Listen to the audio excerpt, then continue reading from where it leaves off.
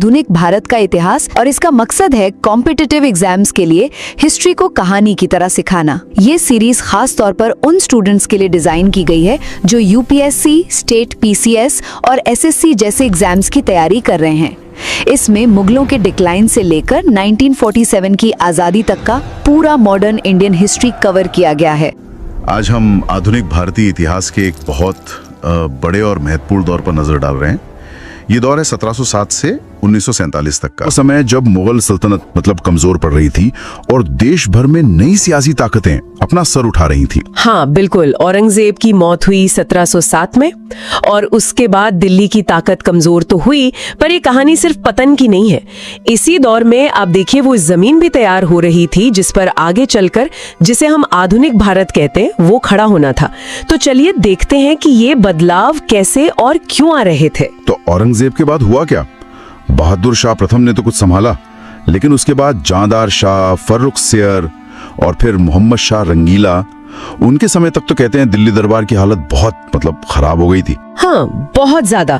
देखिए ये सिर्फ बादशाहों की नाकाबिलियत का सवाल नहीं था, पूरी व्यवस्था चरमरा रही थी।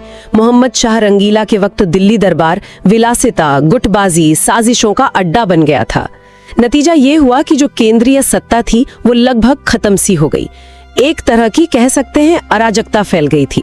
और शायद इसी कमजोरी ने बाहरी ताकतों को हमला करने का मौका दिया, जैसे ईरान से नादिर शाह का हमला। बिल्कुल सही। 1739 में नादिर शाह का हमला वो सिर्फ एक लूटपाट नहीं थी। करनाल में उसने मुगल फौज को हराया, दिल्ली में भयानक कत्लेआम और लूट मचाई, कोहिनूर हीरा, तख्ते ताऊस सब ले गया। लेकिन सबसे बड़ा नुकसान था मुगल बादशाह की इज्जत का। दुनिया भर में ये पैगाम चला गया कि दिल्ली अब बेदम है।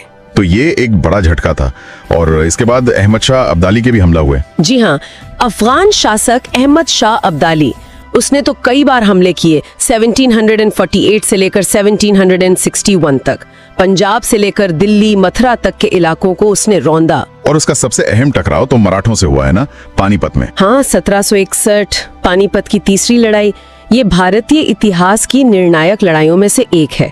इस लड़ाई में मराठों की जो हार हुई उसने उत्तर भारत में एक बहुत बड़ा पावर वैक्यूम मतलब शक्ति शून्य पैदा कर दिया। शक्ति शून्य, इसका क्या मतलब हुआ?